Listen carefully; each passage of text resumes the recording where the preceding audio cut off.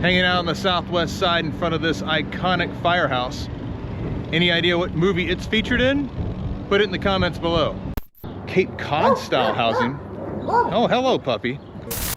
It's a glorious, not too chilly spring day here in Chicago.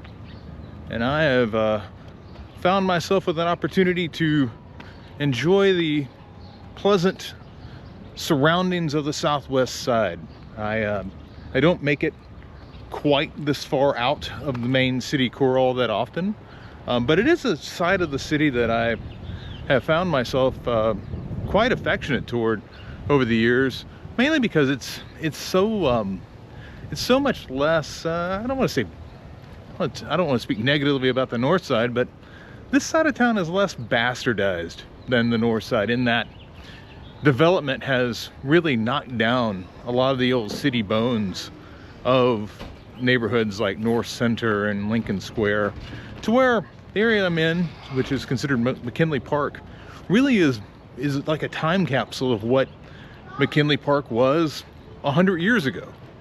And so many of the homes that you see here are, I don't want to say relics, but they are definitely well preserved by comparison when compared with the north side, where many of those homes have just been knocked down and replaced with McMansions, for lack of a better term. So while I'm over here, I wanted to take a moment to kind of look at some of the classic Chicago buildings that really were allowed to spring up because of the advent of the streetcar. So I've wandered back over into McKinley Park for a second because I was just curious if I could find a 2-flat without the bay window, like the classic flat front 2-flat. And what you find in Chicago is a lot of times you'll see stuff like this.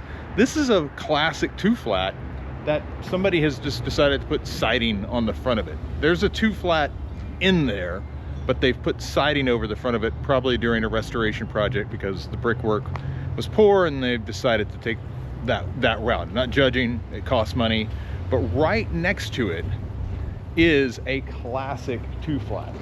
You can see that they probably put on an awning after the fact. This wasn't something that was built in. Typically you see these additions built in brick if they were part of the original build, but this is about as close to a classic 2-flat as you'll get.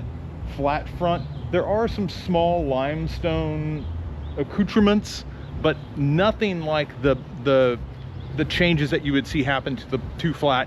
That's just frankly a little bit further down on the street. I do love this Cape Cod style-esque, almost looks like a granite building. That's got to be older, but I couldn't begin to tell you how old. Here, this is not a 2-flat, this is a 3-flat, but with that classic bay window style. And really all of the items in front of me and across the street all represent the classic Chicago 2-flat with the bay window. These are the ones that most people, instead of tearing them down, they opt to keep them. And in McKinley Park, I've got an entire street of them. And it's glorious to sit here and basically walk through 1930s Chicago when these were relatively young. These might have been 20 years old at that point. But you had streetcars. You would go downtown, you would get off the streetcar, and this would be where you would come home. And this is pretty much what it looked like. This is what I like about wandering around parts of the city that haven't been overtly ripped apart and rebuilt. But I can't say that that is the case for all of this street, because just across the street, that's right, you got a brand new McMansion that went up. So probably one of these 2-flats had to bite the dust to make room for that thing. It's gorgeous, don't get me wrong, I like it, it's fine, but it's not historic.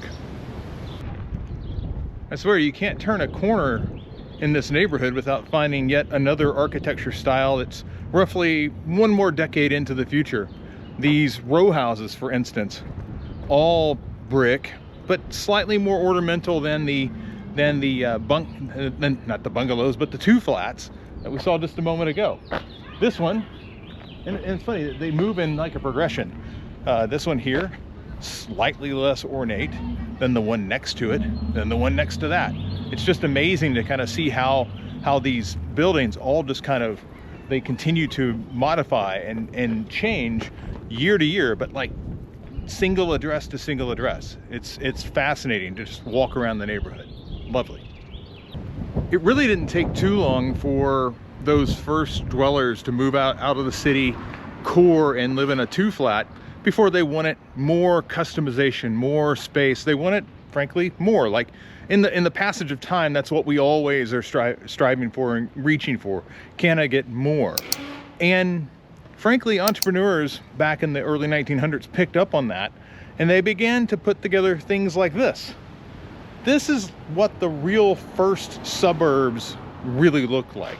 It was the same city lot, but they began to build upward. And in many of these cases, what they were really wanting to do is find a way to give you that 2-flat style that we saw just a moment ago, but add a little pizzazz to it, a little ornamentation. Now you've got a front stoop with a balcony that has the ability for somebody to come out on that second level. Now you have some decorative work on the brick facade.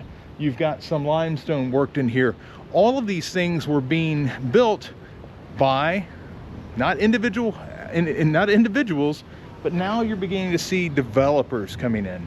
And that's why on this particular block you see home after home after home after home looking virtually the same with minor changes to the original design, because that's where a family would come in and say, oh, no, I want my balcony to be covered versus that one which is not. Or I want my front, I want to have a front sunroom toward the others do not. So these customizations were added on, but as you can see, all of these homes look virtually the same, and it's because a builder would come through and basically buy the lot and then build it out. Just a few blocks away, things are already starting to change in that we do see behind us one of the classic, with the dormer at the top, one of the classic 2-story, later stage, probably 1930s, 1940s buildings. But then right next to it, I see building after building, 2-story, but a significantly almost cube-like structure. Like I can, like typically I can't see the back of the building because it goes back further, but here it's distinctly single family housing, and the entire block is set up this way, which tells me that at some point, either because of the economics or perhaps because of the transit system change, these 2-story structures got significantly smaller. And it'd be very interesting to know, I'm in Brighton Park, but I'm at 44th and Christiana.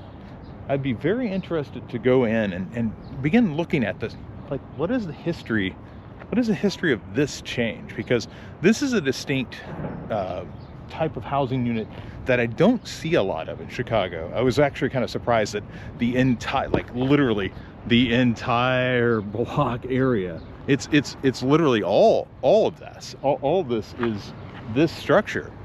But why this cube style? Aside from the fact that I'm not going to rent out the upper floor because that's just going to be part of my single family dwelling. Oh, hello, puppy. I'm walking in front of some classic Cape Cod style housing, but this is in the Chicago style, in that what you would typically see in Cape Cod is the front of the house would be this area that has the slope. What we're really looking at here in Chicago is the side of the Cape Cod house is now the front. And this is done primarily because of city lot sizes. For the Cape Cod style, they typically were put on more land that could set the other way, left to right, instead of front to back. And then right next to that is your classic Chicago bungalow. These heavily influenced by the old Sears kit homes. I don't think these are Sears kit homes, because it was quite prevalent in the 1920s and 30s for local developers to basically say, we can build that for you, there's no need to buy it from Sears. in this particular region. There were areas in the suburbs that were largely Sears kit homes, but not here. So I'm guessing most of these are inspired by. I've always loved these buildings, but I do recognize that these are single family homes. These are not high density, but they are gorgeous. Now, I haven't walked more than a half mile from the place where we were previously talking about the two flats and the more expansive developer-oriented operation that was over in McKinley Park. Now I'm over in Brighton Park, again, just a few blocks west, and suddenly the landscape has changed. These are not new homes by any stretch of the imagination, but they are flatter. Yes, they still typically have some sort of underflooring storage space, but these are more ranch style homes. These were built in the 40s and 50s, but they reflect the different change in Chicago's architecture, in that the streetcars were gone. And in their place, people needed, if you can look in the back there, people needed garages. So these homes were distinctly single family dwellings, and suddenly the height that had dominated for miles and miles and miles from the city core is now just gone. And you can begin to see really what happens when you pull transit away from a city. This becomes basically a tighter knit version of what we see all over the place in the suburbs. You pull transit away and suddenly everything gets pretty flat and frankly pretty similar. There's not a lot different about this except for I've got Mr. St. Patrick's Day bear and Easter bunny. I do love the spirit, but aside from that, I can't really tell these places apart. And that unfortunately is the story of most of America. When you pull that transit system core away, you lose a lot of the density and variety and flavor that these cities have, and you end up with this. And this is perfectly fine. I would prefer this over the suburbs. I mean, at least you're not eating up tons of space with land that nobody really uses. But still, what happened to the density? And the fact of the matter is, it's just gone. So I hope this little wander, and really it doesn't take much time to see the changes. Again, I've migrated myself around maybe 10 blocks, and we've seen decades of change over a very short amount of time, mainly because the way people got around changed. Come wander with me again soon. Talk to you later. Final note on this particular block, there's a fire station behind me. You may recognize this one, as it is probably, in terms of pop culture, this is probably the most famous of the Chicago fire stations here on the southwest side. Drop a reference in the comments, make a comment below. Do you recognize this firehouse? Do you know what movie this firehouse is from? Would love to know if it has stood up the test of time, because it would have been about 30 years ago that this would have been gracing the silver screen.